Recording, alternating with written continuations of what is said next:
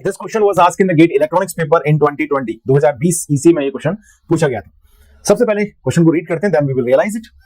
The figure below shows a multiplexer where S1 and S0 are the select lines, I0 to I3 the input data lines, EN is the enable line and FPQR is the output।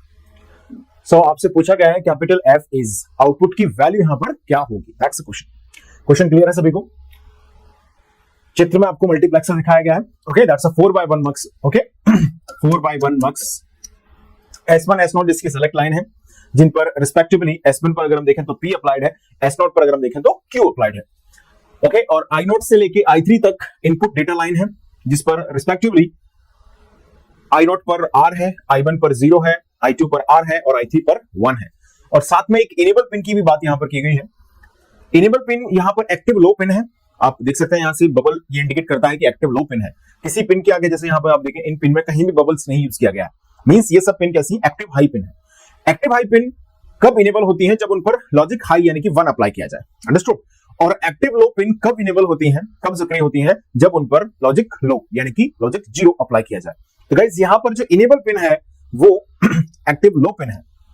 इसका मतलब है जब हम enable pin पर 0 apply करेंगे तो multiplexer, enable pin का काम क्या होता है? किसी भी लॉजिक सर्किट की इनेबल पिन का पर्पस होता है whether the logic circuit is accepting the input और नॉट। गाइस सीक्वेंशियल सर्किट्स के अंदर तो हम इस चीज को क्लॉक से मैनेज कर सकते हैं, clock is the trigger signal for the sequential circuits, but combinational circuit में इनेबल पिन की बहुत इंपॉर्टेंस है, क्योंकि इनेबल पिन के बेसिस पर हम ये बताते हैं कि जो अप्लाइड डेटा है वो लॉजिक सर्किट उसे एक्सेप्ट करेगा या नहीं करेगा, या एक तरीके से applied data will be process through the combinational circuit और नॉट, ये बताता है इनेबल पिन। तो गाइस यहां पर इनेबल पिन 0 पर है, सो ऑब्वियसली ये मक्स यहां पर क्या होगा, डेटा को प्रोसीड करेगा। और करना भी चाहिए, 4 ऑप्शंस यहां पर दिए गए, ओके। सो आपसे पूछा गया कैपिटल F की वैल्यू यहां पर क्या होगी। तो एज यूजुअल 4x1 मक्स मल्टीप्लेक्सर के अंदर जो लॉजिकल एक्सप्रेशन हम लिखते हैं आउटपुट के लिए वो लिखा जाता है सम ऑफ प्रोडक्ट फॉर्म में, एसओपी फॉर्म में, ओके। तो बहुत ही आसान सा क्वेश्चन मैं समझता हूं इसको, ओके। डायरेक्ट आपको मक्स का सर्किट देके ऐसे बहुत सारे क्वेश्चन हमने रेगुलर क्लासरूम में सॉल्व किए हुए हैं, तो आपको सीधा लॉजिक सर्किट यहां पर दिया गया है मक्स का, और आपसे सीधा यहां से 4 ऑप्शंस इसमें बेस्ड हैं, ओके।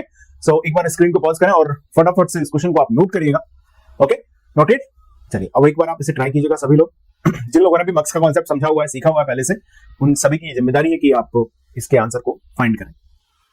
मैं इसे डेफिनेटली सॉल्व करूंगा, बट मैं चाह रहा हूं कि मेरे से पहले एक बार आप इसे जरूर ट्राई कर लें। चलिए अब हम इसे सॉल्व करते हैं। फाइनली गाइस कैपिटल F की वैल्यू हमें यहां से ऑब्टेन करनी है। सो एज यूजुअल एक जनरल सेंस में अगर मैं बोलूं किसी भी मक्स के लिए, तो हम ऐसे बोलते हैं S1 बार S0 बार I0 प्लस S1 बार S0 I1 प्लस ये मल्टीप्लेक्सर का फाइनल आउटपुट रिप्रेजेंटेशन होगा। सेलेक्ट लाइन की वैल्यू सिर्फ 0 0 होती है, तो I0 आउटपुट पर अवेलेबल हो जाएगा, ओके। जब इनकी वैल्यू 0 1 होगी तो आउटपुट कैपिटल F की वैल्यू क्या हो जाएगी, I1 हो जाएगी। अब जब 1 0 होगी सेलेक्ट लाइन की वैल्यू, तो यहां पर आउटपुट कैपिटल F इक्वल हो जाएगा I2, और जब 1 1 होगी तो कैपिटल F इक्वल हो जाएगा I3 एज यूजुअल। तो हमारे पास S1 पर दिया गया है P, S0 पर दिया गया है Q, और I0 I1 I2 I3 पर R0 R1 इस तरीके से इनपुट अप्लाई किए गए हैं। Let us find the final capital F। So S1 S0 बार यानी कि P बार Q बार, I0 पर क्या है ध्यान दो, I0 पे है R dot R plus S1 बार यानी कि P बार S0 यानी कि Q इंटू I1 पे क्या है, देखो 0 है, तो 0 है तो अलग से बहुत ज्यादा स्ट्रेस लेने की जरूरत नहीं, सीधे 0 लिखो, हालांकि ये टर्म ही 0 हो जाएगा पूरा। ऑलराइट, I2 पर क्या है देखो P Q बार, P Q बार, और I2 पे क्या है गाइस, I2 पर अप्लाई है R प्लस लास्ट में आएगा यहां से P Q डॉट I3 पर अप्लाइड है 1।